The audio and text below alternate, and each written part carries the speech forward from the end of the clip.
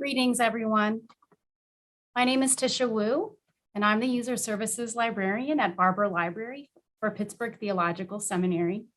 We at PTS are excited to invite you and welcome you to this special book talk event, Out with the Old, In with the New, Negotiating Identity, Race, and Place, presented by Dr. Jennifer Kaalund, Associate Professor of New Testament. This event is part of our faculty book talk series, which highlights our faculty's scholarship, research, and publications. It is hosted by Barber Library and the Center for Writing and Learning Support. Before we get started, I'll be going through some quick logistics, make some acknowledgements, and then I'll introduce our speaker. First of all, you should note that we're recording this session, and it will be posted afterward on the PTS website at our Book Talks webpage. You'll also see the option for live transcription. If you look at the bottom of your screen, there's an option to follow along with that. The program will run 1 hour, and you'll also note that at the bottom of your screen, there's a chat button. We're posting several links in this box that will connect you to additional resources that are available. I want to especially feature the link for our library guide or LibGuide that will provide you print books, ebooks, and articles from the Barber Library collection, as well as openly available web content and other valuable information and links related to Dr. Kaalund's materials. These resources were curated by library staff, and we hope they'll further enable you to engage in the topics discussed today. We're also posting links to bookshop.org and amazon.com to Dr. Kaalund's most recent book, which will overlap with some of her content if you'd like to purchase your own copy. You'll also notice a Q&A box in which you can type questions that may come up for you for Dr. Kaalund. She will speak for about 40 to 45 minutes, and afterwards we'll have time for her to address your questions. This time will be facilitated by our Writing Center Director, Dr. Shan Overton. So please feel free to contribute your wonderings and your curiosity. Finally, I'd like to thank those who made this event possible, including Michelle Spomer, Director of Barber Library, and Dr. Shan Overton of the Center for Writing and Learning Support. Our partnership has made possible many wonderful book talk events that bring a wide variety of research interests and thought-provoking topics to the PTS community and beyond. I also want to thank Robin Menard and Melissa Logan in our communications department for publicizing this event, to Holly McKelvey for facilitating registrations, and also Bobby Jarsulik from IT, who was once again working hard behind the scenes to keep us all connected. Thank you all. So our speaker today is Dr. Jennifer Kaalund. Dr. Kaalund joined the faculty of Pittsburgh Seminary in 2021 as Associate Professor of New Testament. She is a member of the Society of Biblical Literature, where she serves as an editorial board member for the Bible Odyssey and co-chair of the steering committee for Space, Place, and Lived Experience in Antiquity. She's also a member of the American Academy of Religion, the North American Patristic Society, and the Catholic Biblical Association. And she's also an editorial board member for the Journal of Feminist Studies in Religion. Her numerous publications and lectures include the monograph, Reading Hebrews and 1 Peter with the Great Migration, Diasporic Identity and Place, published in 2018, part of the Library of New Testament series. She previously served as Assistant Professor of Religious Studies at Iona College, where she received the Junior Faculty Award in 2020. Dr. Kaalund received her PhD in New Testament and Early Christianity from the Theological School at Drew University. Her current research interests include contextual biblical hermeneutics, contemporary uses of the New Testament, and material culture. I want to welcome Dr. Kaalund and thank her for her time to share with us today. Thanks so much. Good afternoon. It is indeed a pleasure to be here with you. I would like to start kind of by amending my title just a bit. Out with the old, in with the new should probably end with a question mark. I don't want you to think that I was making a definitive statement there. It instead was an interrogative one. And that is because there is no clear distinction between old and new, between beginnings and ends. In fact, I think that they are always inextricably connected. So I want us to hold that question for later consideration. But before I get ahead of myself, for the next 40 minutes or so, we will be exploring the formation of identity. I have just a few slides that I'll be sharing with you. Identity, as I see it, is a way of being in the world that is at times rooted or placed in a geographical, or perhaps more accurately, a geopolitical space. It is both created and often negotiated. In many ways, place establishes ethnic, racial, gendered, and religious identity. One of the ways people make meaning is by how they understand their spatial orientation. And this afternoon, we will be looking at two identities, the new Negro and an identity formerly known as Jewish that we find in the book of Hebrews. We will explore how place or displacement creates the new Negro and how the author of Hebrews similarly employs ethnospatial reasoning to create a different way of being in the world. So let's begin by exploring the new Negro. In order to understand the motif of the new Negro, one must understand the context in which it came into being, and that is the Great Migration. Migration, in fact, is a defining feature of Black American identity. The transatlantic slave trade violently created a diasporic people. This rupture from place of origin marks the first of many displacements influencing the collective identity of Black Americans. In the book, Making of African Americans, The Four Great Migrations, Ira Berlin writes, quote, "The entire African American experience can best be read as a series of great migrations or passages during which immigrants, at first forced and then free, transformed an alien place into home, becoming deeply rooted in a land that once was foreign, unwanted, and even despised. In the process, they created new understand the meaning of the African-American experience and new definitions of Blackness. Place and changing spaces influences identity.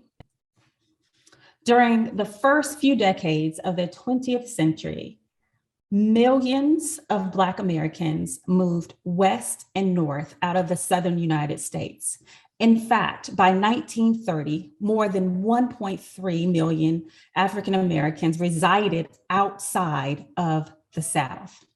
And I contend that this mass movement of a people also created another diaspora. A number of significant circumstances contributed to this mass movement of Black people in the early 20th century in the United States. One major factor was economic. There were natural disasters such as flooding and a boll weevil epidemic that destroyed crops and had a devastating effect on the Southern economy. Additionally, as a result of World War I, immigration from Europe stopped, creating new opportunities for migrants to the North. The war not only created jobs and thus new economic opportunities for Black people, but it also contributed to an expansion of self-perception for many Black Americans. For soldiers, by example, they were exposed to other parts of the world for the first time. They began to see themselves as part of a global Black community. Indeed, this diasporic thinking was not limited to soldiers.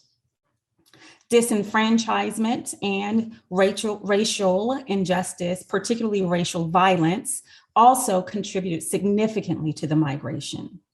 Black men and women's ability to participate in the political system became codified, in many ways nullifying Southern Blacks' citizenship. Polling sites were spaces of exclusion. They were places where Black bodies did not belong. Poll taxes and other such restrictive practices presented a major defeat to perceived notions that freedom from slavery would equate to full citizenship. The reality for Black Americans was that in addition to the loss of opportunity, the chance to own land, better jobs, education, there was also a loss of their voice, that is, their ability to participate in their government. As a result, Black Americans perceive themselves as a nation within a nation.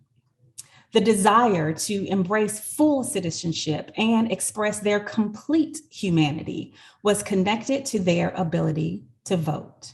As a result, the inability to participate in elections of officials further exacerbated racial tensions. And at times, these tensions escalated into violence. Racial violence was also a significant factor for the Great Migration. Lynching, occurring mostly but not solely in the South, was an act of gruesome violence and included beatings, hangings, tortures, and mutilations. The resurgence of the Ku Klux Klan also occurred during this time period. The summer of 1919, also referred to as the Red Summer, marks a period of time when race riots occurred throughout the country, attesting to the ways in which the South and the North could be both a land of opportunity, but also a place of violent erasure. These atrocities projected the past cruelty of slavery into the present. Riots, which often resulted in Black bodies hanging from trees, served as a constant reminder of the expendability of Black bodies and the pervasiveness of the danger of living in America that is posed for Black Americans. It is in this context of violence, unpromised, unfulfilled promises, unrealized hope, and economic deprivation that people moved. These factors precipitated the Great Migration. In 1917, an article in the African American Church Review aptly summarized the reasons for this exodus. It reads, "Neither character, the accumulation of property, the fostering of the church, the schools, and a better and higher standard of the home had made a difference in the status of Black Southerners. Confidence in the sense of justice, humanity, and fair play of the white South is gone." One migrant articulated the same mood in verse. "And let one race have all the South, here color lines are drawn. For Hagar's child done stemmed a tide, farewell, we're good and gone." And yet, not all of Hagar's children fled the South. Many Black Americans chose to stay in the South. In his book, American Civilization and the Negro, Dr. Charles Victor Roman argues two reasons that Blacks would not leave the South. He writes, "In the first place, this is his home. And in the second place, there is nowhere to go. He is not going back to Africa any more than the white man is going back to Europe or the Jew is going back to Palestine. The slave trade was the diaspora of the African, and the children of this alien nation have become a permanent part of the citizenry of this American Republic." Booker T. Washington held a similar position, at least publicly disapproving of the migration to the North. The Negro, he thought, was at his best in the South. Washington's language demonstrates that place and movement are important aspects of the discourse of defining the new Negro. The South was both a home and a place from which to flee. The options to stay in the South or leave it are both necessary considerations for a fuller understanding of the Great Migration. Both options participate fully in the construction of a new Negro identity and influence the ways in which America and Americans were changed as a result of this migration. The Great Migration transformed not only Black Americans, but also America itself. Joe William Trotter Jr. surmises that the migration, quote, not only reflected the African Americans' quest for freedom, jobs, and social justice, but also the emergence of new patterns of race, class, and ethnic relations in American culture, society, and politics, end quote. The Great Migration demonstrates that migration is a phenomena filled with transformative potential. It provides an opportunity to negotiate one's identity. To be clear, the new Negro was a literary trope that reached the height of its popularity during the Great Migration. Closely associated with the Harlem Renaissance, the 1925 anthology that bore its name showcased the culture and talent of Black Americans. The proliferation of creativity and artistic expression characterized this time period in Black American history. However, its main purpose was to present or represent the Negro. Black Americans have been characterized as uneducated, docile people with no culture, but the new Negro was educated and a proud advocate and one who would fight for equality. The new Negro was portrayed as someone or something different than the old Negro. This identity was formed over and against the image in popular American imagination of the Black people as devoid of all characteristics that supposedly separated the higher forms of human life from the lower ones. That is, the new Negro was fully human and fully present and demanded to be recognized on his terms. The new Negro identity represents an attempt to reconstruct Black American identity. What was old is now new. Paradoxically, the construction of the new is still very much dependent on that of the old. As Henry Louis Gates Jr. and Jean Andrew Jarrett observe, a paradox of this sort of self-willed beginning was that its success depended fundamentally upon self-negation, a turning away from the old Negro. This self-negation of sorts was simply a rejection of the perception of who they were. The new Negro was a counter to the negative images that white Americans sought to perpetuate after slavery. Gates writes, quote, accordingly, to manipulate the image of Black was, in a sense, to manipulate reality. The public Negro self, therefore, was an entity to be crafted, end quote. Yet the construction of this idealized image was as much of an illusion as the old one was. Just as a new name signified a new life for many freed enslaved folks, this new name, accompanied with moving to a new place, underscored the possibility of envisioning a life that was different from the life they had experienced as enslaved people. This was an opportunity to negotiate their identity. If Negro was the name given to Black Americans, then the new Negro was a self-designation and a redefinition. There is significance and power in naming. It has the ability to both destroy and create. Concerning collective identity, naming can destroy diversity and individuality, while at the same time, creating the appearance, in fact, an illusion of unity and cohesion. Any attempts to recreate a people, most especially an oppressed people, will be met with resistance. The fragility of identity becomes more evident when we explore the ways it is formed. And despite the fact that the new Negro was a rhetorical device, he was given physical features. I suggest that giving physical features to this trope is an attempt to make it tangible, to make it real. John Henry Adams' essay, The New Negro, that appeared in the 1904 edition, the October 1904 edition of The Voice of the Negro, describes the new Negro in these terms.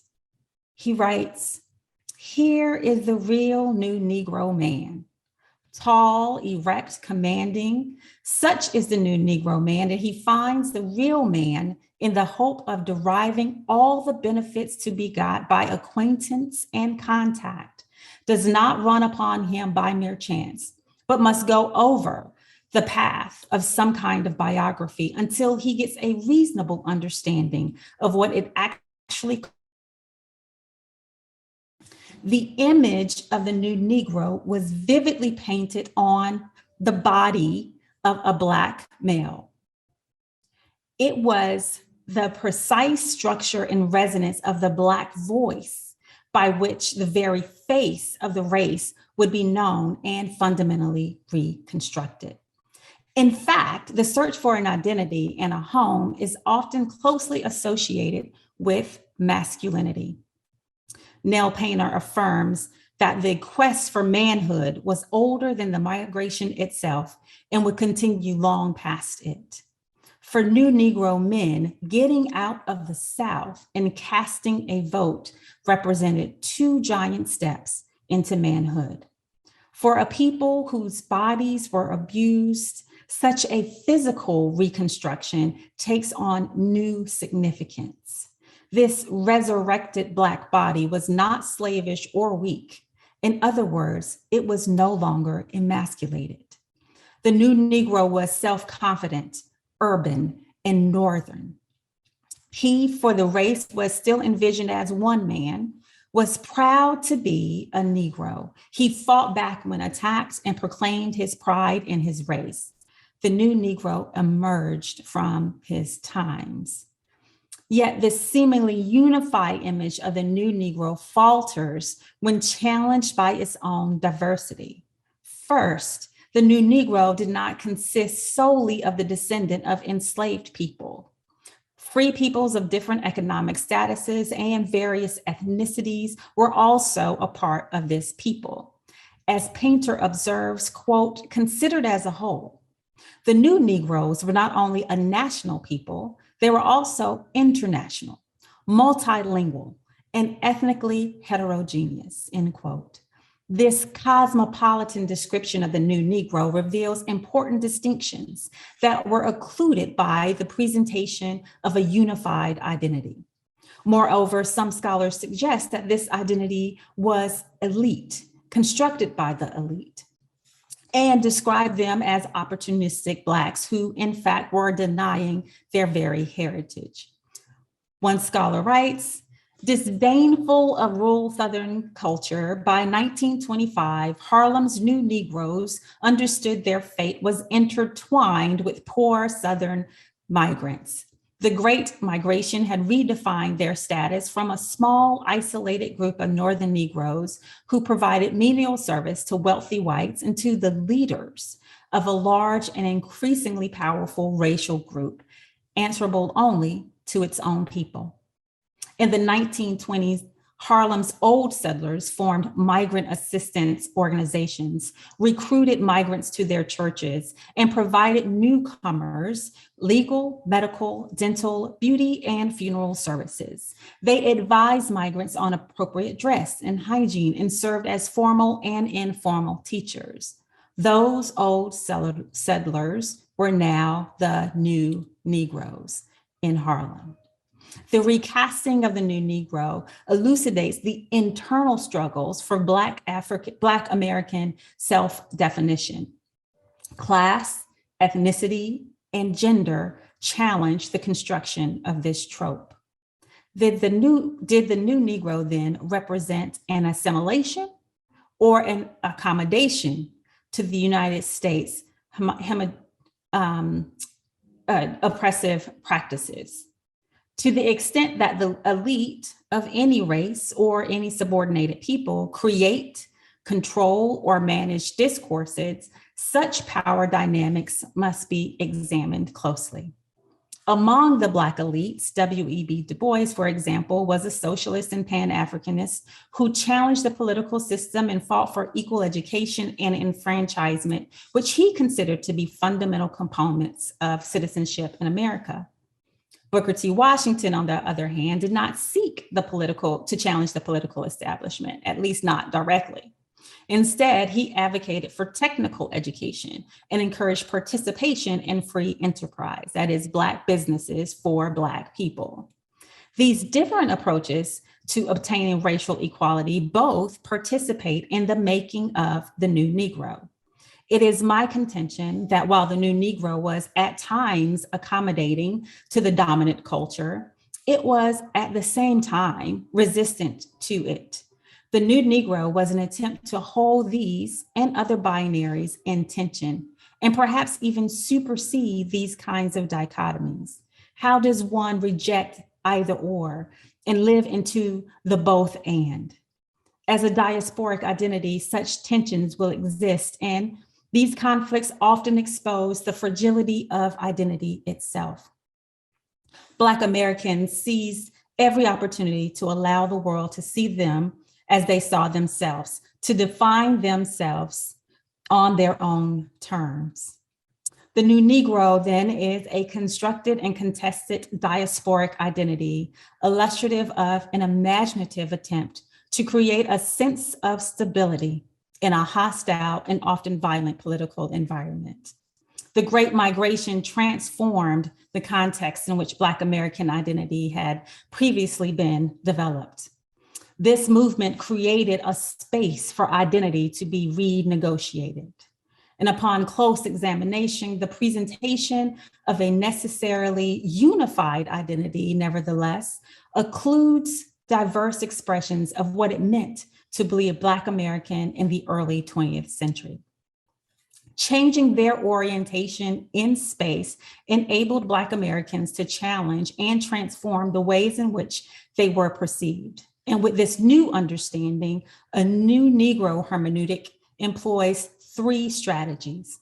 One, a remembering of or a creation of a past. Two, instruction for maintaining their identity in a hostile environment. And finally, three, a utopic and thus spatial vision of the future. These strategies result in a flexible but also bounded identity that can be responsive to its political, social, and ethical context, while at the same time making a space in which to resist it. It is through this lens that I read the book of Hebrews. In Hebrews 11:16, chapter 11, verse 16, the author writes, "But as it is, they desire a better country, that is, a heavenly one. Therefore, God is not ashamed to be called their God. Indeed, God has prepared a city for them." Like the new Negro, the audience of Hebrews desires a better country. Just as the context of the Great Migration is important to the understanding of the development of the new Negro motif, the social context of Hebrews is likewise necessary for us to gain a deeper appreciation of the ways the text attempts to make meaning. The text represents the social situation of the audience as one having experienced suffering, shame, and affliction. These difficulties underscore the potential hardships of a minority community in an imperial context, particularly one that lived on the edges of Judeanness and Romanness. It is difficult to determine the extent and severity of the persecutions. It could have ranged from shaming to exile. But what seems to be clear from Hebrews is that some Christ believers understood themselves to be living in a hostile environment. The oppressive rule of Rome, as well as the conquered or subjugated status of the audience, would indicate that these folks indeed lived in a precarious state. For me, there are four motifs that a new Negro analytical lens brings to the fore in the text of Hebrews. One, the role that ancestral claims and kinship plays in the formation of a people, particularly an ethnic one. Two, the relationship between migration and autonomy. Three, the material implications of marginality. And four, the significance of hope. for a people who are experiencing suffering. A common past is a defining feature of peoplehood and an important feature for constructing collective identities. The text of Hebrew depends on the ancestors to understand its current situation. Hebrew begins its discourse by underscoring the importance of ancestors, lineage, and inheritance. The author writes, "Long ago, God spoke to our ancestors and also to a son whom he appointed heir of all things." The son is the reflection of God's glory and the exact imprint of God's very being, a representation of the essence of God. The audience is immediately made aware of a connection to the past, specifically their ancestors and their special relationship to God. The author then affirms Jesus's relationship to God. Jesus's status is directly connected to the audience as they are portrayed in this text as brothers and sisters. They are children of God. Jesus is not only a reflection of God's glory, he is also the pioneer of this community. The writer states, "Christ, however, was faithful over God's house as a son, and we are his house if we hold firm the confidence and the pride that belongs to hope." In Hebrews, participating in the household of God requires faithfulness and hope. In addition to their divine heritage, they are part of a oikos, or household of God. The author describes the audience as descendants of Abraham. The audience is grafted into the lineage of Abraham, the one who set out for a place that he was to receive as an inheritance. He went out not knowing where he was going. He migrated to a land of promise, and as in a strange land, living in tents with Isaac and Jacob, the fellow heirs of the same promise. For he looked forward to the city that has foundation, whose architect and builder is God. This is found in Hebrews 11, verses 8 through 10.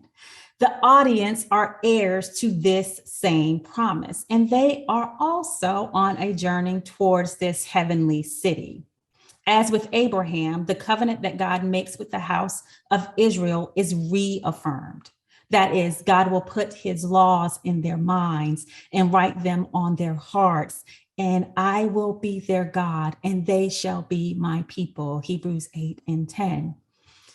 The ancestral claims in Hebrews describes the audience as members of God's household. They belong to God. They are a people. They are God's people. Kinship is always social and not only establishes relationship, but more specifically, it established relationships of power. The language of enthronement in Jesus's sonship exhibits his authority. Jesus, the prototype of the faith for the audience, is declared the appointed heir of all things in Hebrews 1. The conferring of this new title to Jesus, and by extension, the status to his related audience, makes clear their elevated status. They too will be heirs. Jesus is no longer a convicted criminal. He is now an exalted Son of God, seated at God's right hand. As we have seen for the new Negro, naming is an important aspect of identity. And Son of God, like citizen, is an important imperial title, a title that rivals and potentially challenges the emperor himself. However, with a focus on the audience, the exalted status of Jesus in Hebrews may just as importantly be employed to encourage them to persevere suffering and hardship, just as Jesus had done, in order to receive their own exaltation in the future. The author's use of kinship establishes the authority of Jesus and defines the people as a people that's God's own people. This is an example of ethnic reasoning. As a result, God's people are a specifically ethnic people. The author of Hebrews seeks to persuade his audience about a form of Jewishness, The writer clearly makes a claim to Abrahamic lineage and even contends that it is sharing in flesh and blood that relates the audience to Jesus. As children of Abraham and fellow heirs of the promise alongside Jacob and Isaac, the audience is constructed as Jewish. Similarly, Jesus is clearly depicted as Jewish. The author declares in chapter 4, verse 14, "For it is evident that our Lord descended from Judah." And in connection with that tribe, Moses said nothing about priests. Even as the audience is to understand itself to be Jewish, the author at the same time constructs their identity over and against a particular understanding of Jewish identity. There are various definitions of what it meant to be Jewish in the first century Mediterranean world. The competing understandings of covenant and ritual practices are part of an internal Jewish identity debate. Moreover, this identity not only redefines or clarifies the group identity among themselves, it must prove to be useful and recognizable in its imperial landscape.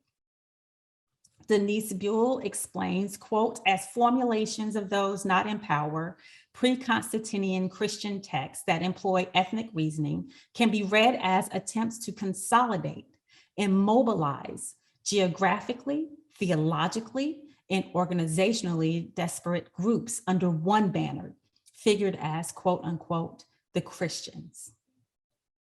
The identity of the audience is reliant upon previous understandings of Jewishness recognizable in its imperial context in order to establish a new one.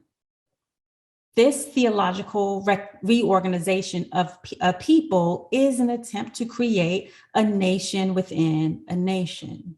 Hebrews employs the language and motifs of marginalization to organize the audience theologically and geographically. And in doing so, it creates a new identity, an identity that depends on various aspects of Jewish identity for its formation. The dependency and acceptance of the Levitical traditions demonstrate that this identity is legitimized by those traditions.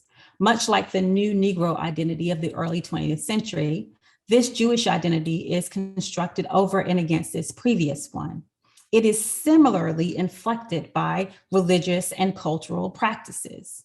While this accounts for the ethnic construction, there is also a geographical or spatial situating of the audience.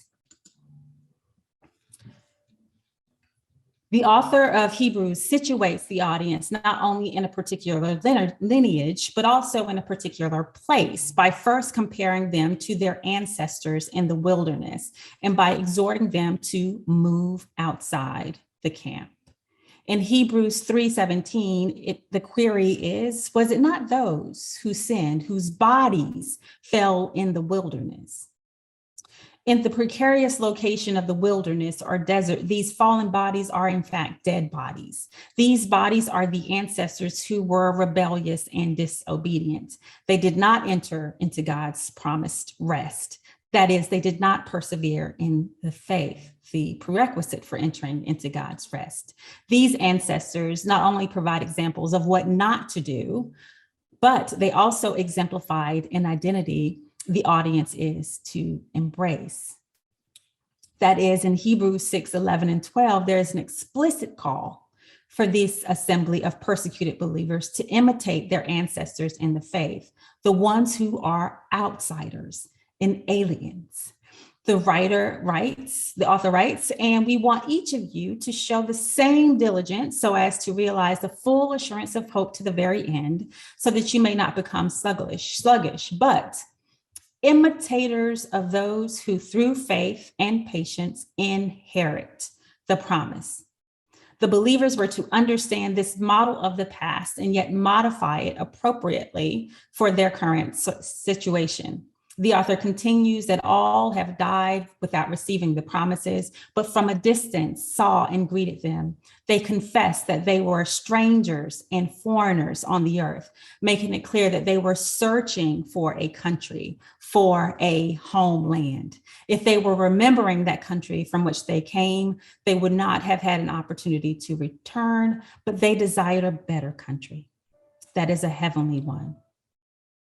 The ancestors are described as embracing an identity of alterity, an outsider identity. And this is significant because the author has called the audience to imitate these ancestors. Their ancestors in Jesus provide examples of wandering purposefully towards an unshakable city made by God.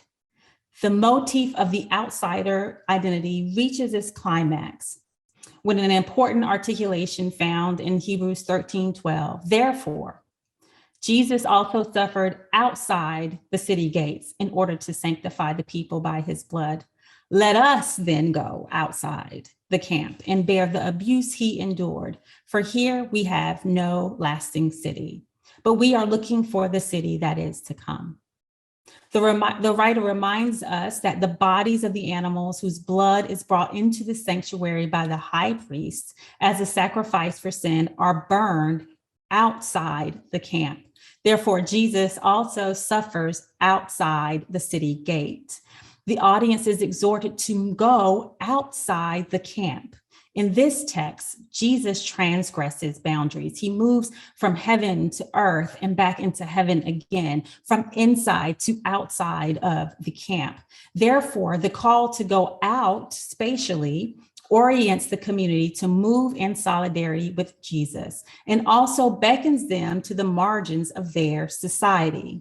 The call to go outside camp repositions the audience spatially, even if only rhetorically so. It is in this space that their identity can be renegotiated. Outside of the camp is only a valuable positioning if being inside has meaning for the audience. Religion situates bodies, and the author of Hebrews wants to place bodies out of place in this particular imperial context. And yet it is not clear how the audience responds to this call. The autonomy of the Hebrew audience cannot be denied. It is possible that some in the audience did not see themselves as aliens or strangers in Rome. Identifying as an outsider, moving to or living in the margins is indeed a precarious position.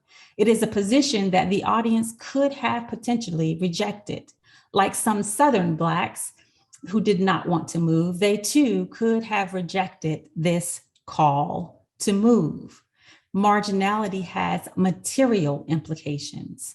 Outside the camp is filled with anxiety, of uncertainty, of provision, a lack of protection, and a hope that can propel a people forward.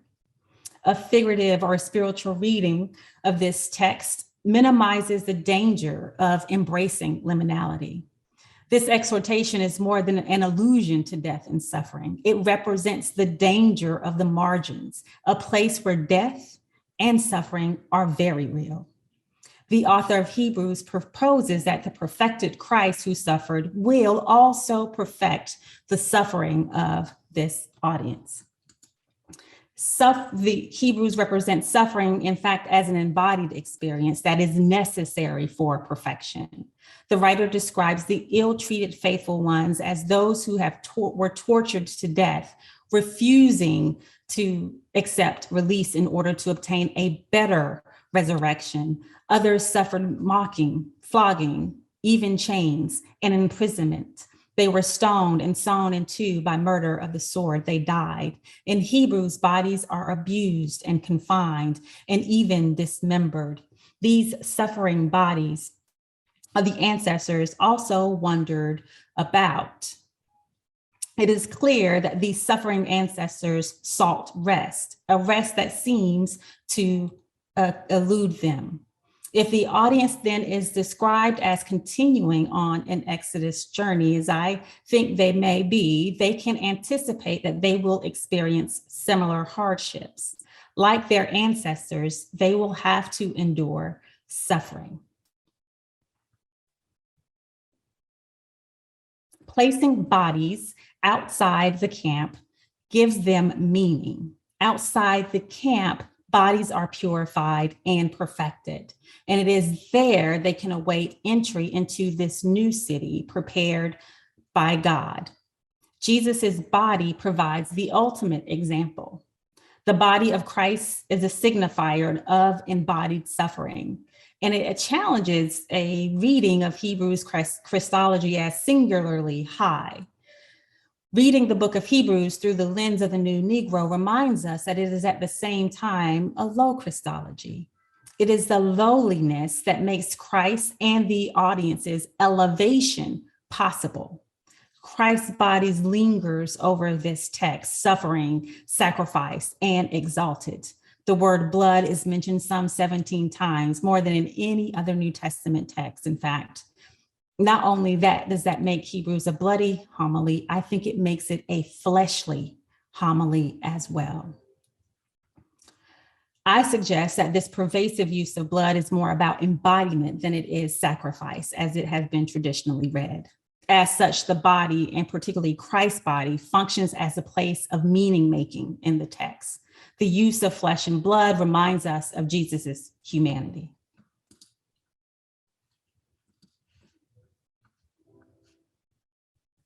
The heavenly city kingdom is the future home. It is their better country. Hebrews states, but you have come to Mount Zion, into the city of the living God, the heavenly Jerusalem. The city is the inheritance of the audience. The author makes clear, therefore, since we are receiving a kingdom that cannot be shaken, let us give thanks, by which we offer to God an acceptable worship with reverence and awe. However, the city is an ambivalent figure in the biblical text, similar to the way cities are depicted in the North during the Great Migration. By continually pointing to the future, the goal of an ideal is a utopic configuring of a system that enables a different kind of belonging. The place the writer of Hebrews describes as a kingdom that cannot be shaken is populated with angels, the assembly of the firstborn Jesus, and spirits of the righteous. The heavenly kingdom seems to be stratified, as Jesus's blood expressly speaks a better word than Abel's.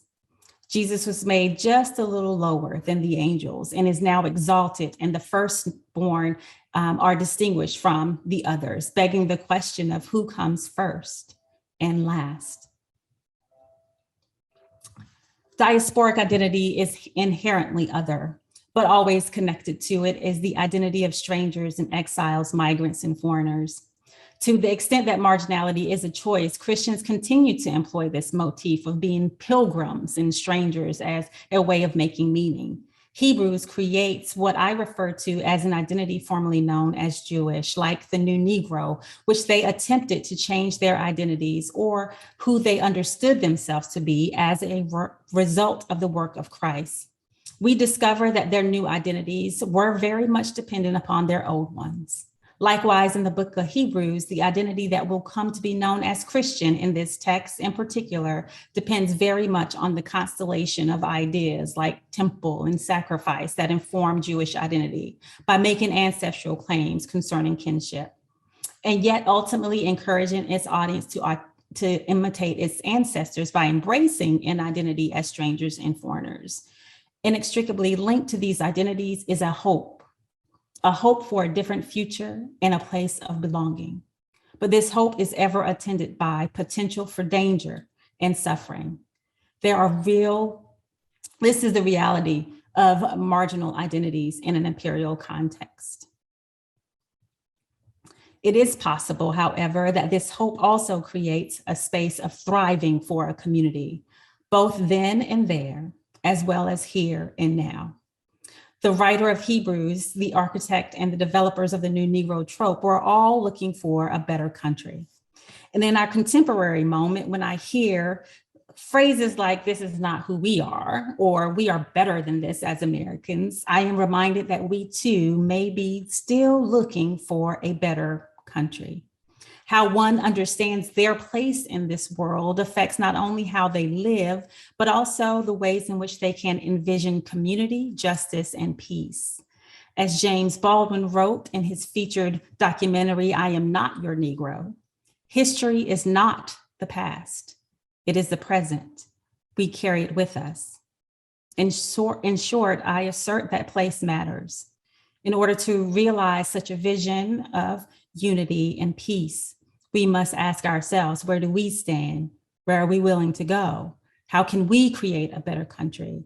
How tightly are we clinging to the old, and how fully are we willing to embrace what is new? Thank you for your time and for your attention. Hello, I'm Shan Overton, and I just am the director of the Writing Center, and I want to say thank you so much to Dr. Kaalund for what I was crazily taking notes during your lecture today, and I am so grateful for it.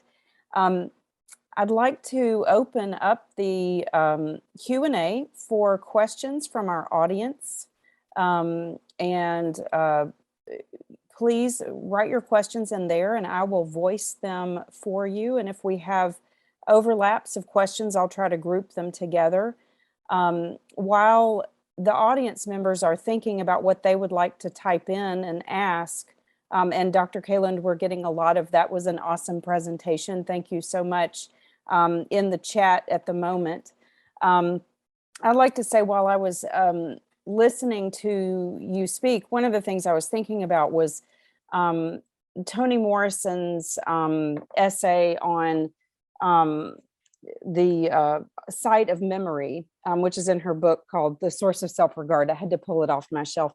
And I was thinking about this uses of the old and the ways in which she's talking about using the old to thread a new way of doing things by employing both the sort of dangerous old memories and yet utilizing the imagination in order to transform them into something new. And I was wondering if you could, if that resonates with you, how you might understand that. Not assuming that you've read this essay by Morrison, but it seems to me to cohere with what you're talking about to some degree. Yeah, absolutely. Right.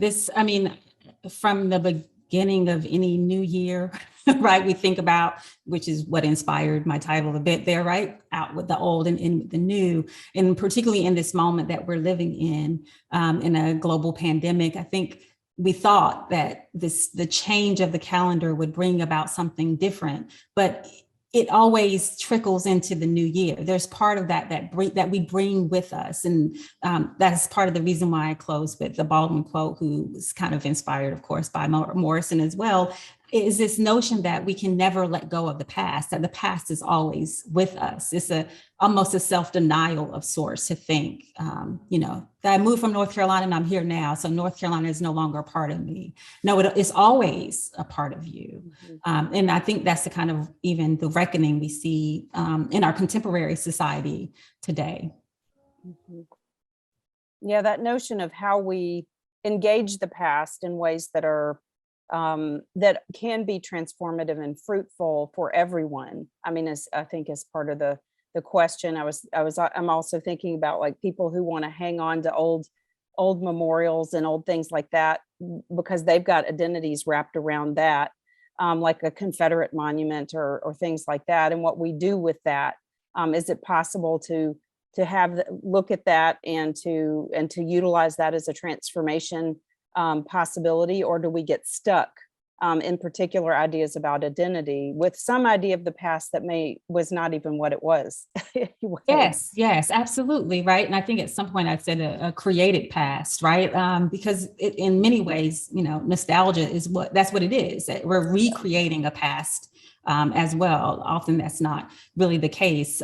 For sure, in the examples you're giving, like the Confederate monuments, most of them were not even erected until much later, right? And so part of that process was an attempt to hold on to a past, an illusion of a past. And in many ways, you just see the replication of that, right? Over and again. But there's certainly, and I think the Harlem Renaissance is part of the reason why I like to point out its connection to the new Negro is it does create these moments of this potential for these moments of intense creativity. One of the slides have Jacob Lawrence's artwork. For those of you who probably noticed that, right? It's an example who did a lot of depicting this moment in time in American history. I think it's important to recognize that the holding on to is not necessarily a negative thing if you can use it to transform. And that is what the art, the literature, the sculpture, all of those creative expressions resulted in. The music. Yeah. Yes. The Roaring Yes. 20s, that's what we're talking about, right? Yeah. It's trying to use that as maybe even a catapult into something else, something new, something a new imagination of what we can become, instead of always trying to return to something that wasn't even in the first place. I would imagine that many ministers and pastors in this moment are grappling with this kind of question, the identity of what it means to be church inside the church versus in a virtual space like we're existing in now. And how much of the old do you bring into the new, and how much of the new do you hold on to? Are you willing to let go of all of that in order to create something new, right? It creates this opportunity, if you're willing to embrace it as such, to be creative, to think differently about the ways in which we form community, in which we celebrate liturgies, right? And so it does have, I think, intense positive possibilities as well. Yeah, it's sort of like, how do we create the world we want to live in? Absolutely. Is sort of the way I think about it. And how do we do that as church? How do we do that as scholars? How do we do that as individuals walking around in a transformed and transforming society? I'm mindful I'm hogging the mic here with my questions, and I would really like to invite the audience to please jump in with your questions and comments. I'm seeing in the chat mostly questions about the recording being made available. Yes, it will be on the PTS website, and I think Tisha Wu has posted that a couple of times. Thank you for that. Other questions that you all might have besides logistical ones, not that we don't want you to go look at the material again, but also you have a chance to engage with Dr. Kaalund directly right now, and I would love for you to ask whatever you would like to, based on what you've been listening to, and the connection between the interpreting the Hebrews scripture through the Great Migration, which was really, that's great. I really enjoyed that. Thank you for that. Others who would like to jump in?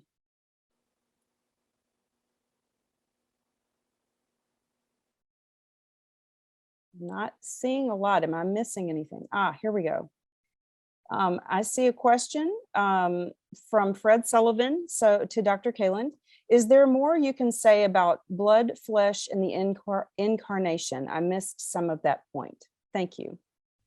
Sure. I mean, certainly part of the emphasis, I think, in Hebrews on blood is about incarnation, is about the flesh, that we can't separate those two things. And there's so much more. I'm trying to distill it into just a few minutes here, but Hebrews historically is read as a very high Christology, right? That Christ is seated at the right hand and is described as an imprint of God. And that's very true in the text. But I'm inviting us to hold on to both and, because I do think here also that Christ, the image of Christ in this text is also an embodied suffering Savior that acts as good news, right, to this audience who too is suffering, right? If you're following in Christ's footsteps and you are experiencing some sort of this suffering, then he becomes the model. He is the model for how to be exalted. Thank you for that. Now, I know it's 5, but we've got a few questions, actually really good ones coming in. So if you don't mind, I would like to ask them. Is that okay, Dr. Kaalund? Sure. Okay, thank you so much. We have a question here from Ms. Guerrier, I'm not sure how to say the name. I apologize for that. Asking, can we look at the Caribbean migration the same way in what you're discussing with the Great Migration within the North American context? Yes, I absolutely think you can look at it the same way. I mean, we can look at various migrations internally or a migration from the Caribbean to here in the same way. I think they all present opportunities to negotiate identity. They present opportunities to decide how much comes with you and how much gets left behind.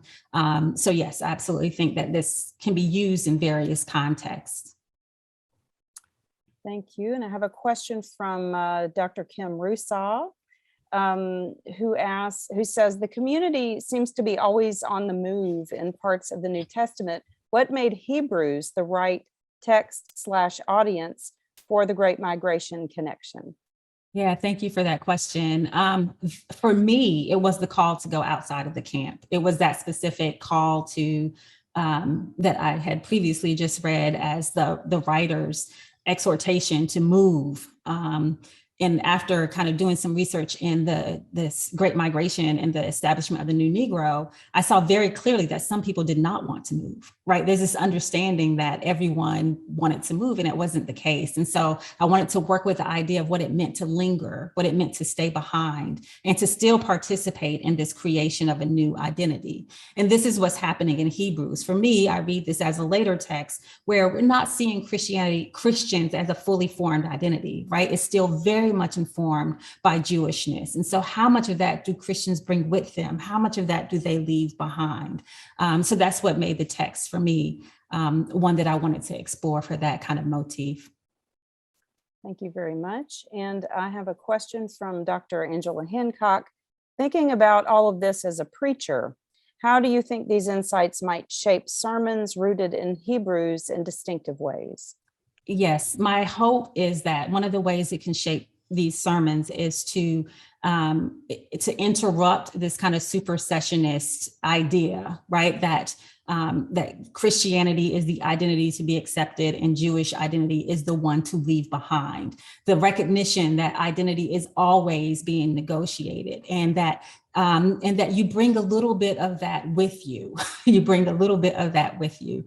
And so I think that is one of the ways that I hope this reading of Hebrews is helpful, is to kind of do away with this understanding that one thing is better, right? This text of new and better, meaning that has to be chosen, right? If I take my old car and get a new paint job and I get it all shiny and clean, I change the wheels and all of that, it's still my old car, right?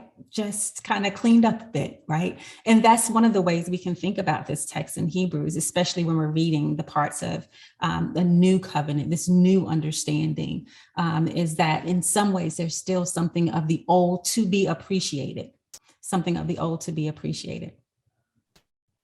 Thank you. And we have one more comment by Dr. Rusaw, who says that outside of the camp idea as positive is really interesting to her, because most often being outside the camp is a negative experience in the Old Testament / Hebrew Bible.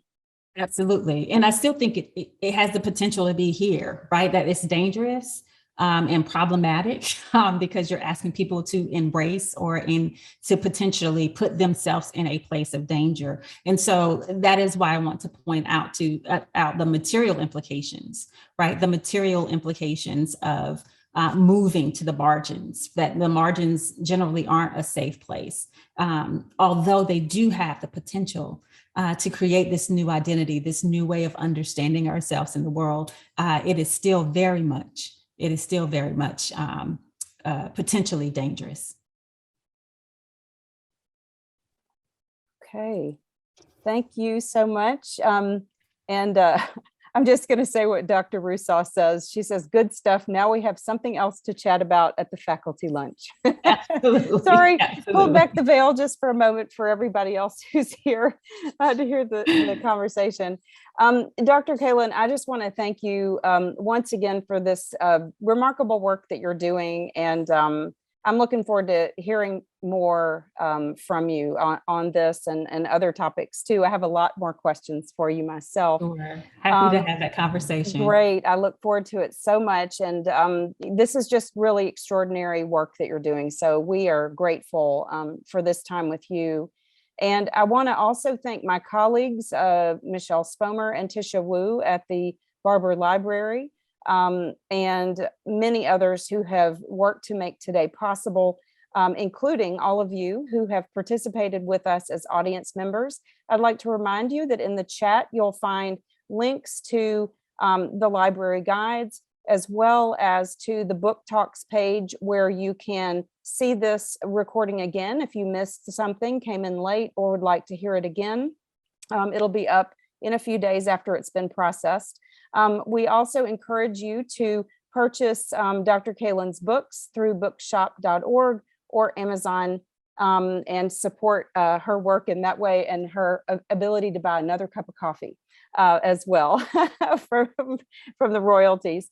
I also want to invite everyone to come to our next book talk, which will be Friday, March 18th.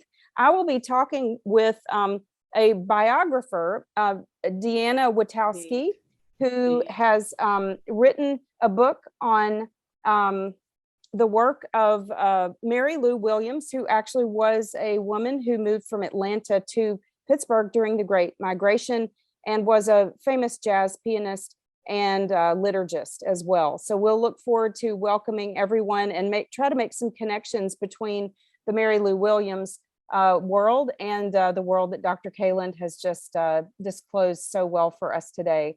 Thanks to everyone for coming. I'm sorry we ran a little bit late, but I really wanted to get the questions in.